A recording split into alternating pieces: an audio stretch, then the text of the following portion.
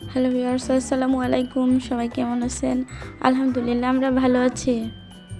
আমার হাতে যে শাকটি দেখতে পাচ্ছেন, এটি হচ্ছে হেলেঞ্চা বা হেঁচি শাক। কলমি শাকের মতো এটিকে উপচার শাকও বলা হয়। এই শাকটি গ্রামাঞ্চলে মানুষ প্রতিনিয়তই খায়।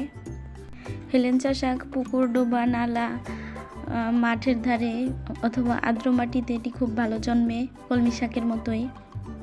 এর শাক যেরকম বিনা পয়সায় পাওয়া যায়, তেমনি আবার এর উপকারিতাও আছে। আমি শাকগুলোকে বেছে ধুয়ে কেটে নিয়েছি, তার সাথে একটু আলু দিয়েছি, কারণ এটা তো আর আমি টাকা ছাড়া কিনতে পারিনি, টাকা দিয়ে কিনতে হয়েছে। তো অযথা নষ্ট না করার থেকে হিসেব করে চলাটা ভালো, তাই একটু আলুও দিয়েছি, অল্প একটু হয়ে যাবে শাক রান্নার হয়ে।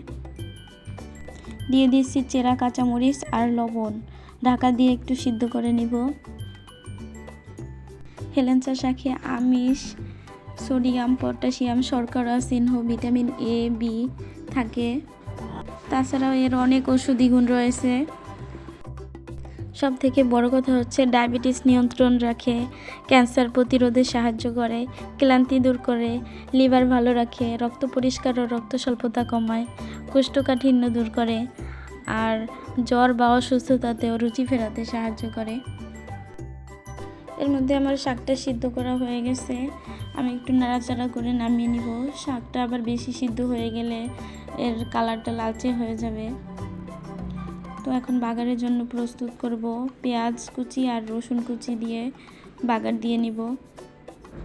পেঁয়াজ রসুনটাকে বাদামি করে ভেজে নিব।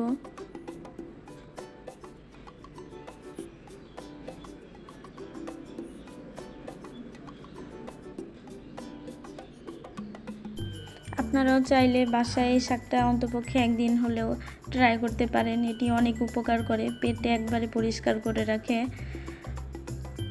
আর খুবই সুস্বাদু। বাদামি করে পেঁয়াজ আমার ভাজা হয়ে গেছে, এখন হচ্ছে বাগারটা দিয়ে দিব। আর এই পর্যায়ে আপনাদের কাছে ছোট্ট একটা অনুরোধ করছি, আমার কথায় যদি কোনো ভুল ভ্রান্তি থেকে থাকে অবশ্যই সবাই ক্ষমা সুন্দর দৃষ্টিতে দেখবেন। আর আমার ভিডিওটাকে লাইক, কমেন্ট, শেয়ার করতে ভুলবেন না।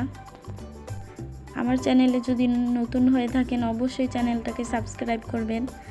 আমি একটু শুকনো মরিচও ক্রাশ করে দিয়ে দিচ্ছি, ঘ্রাণটা খুব ভালো আসবে।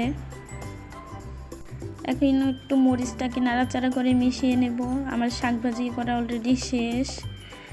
দেখা হবে আগামী কোনো ভিডিওতে। সে পর্যন্ত সবাই সুস্থ থাকবেন, ভালো থাকবেন। আল্লাহ হাফেজ।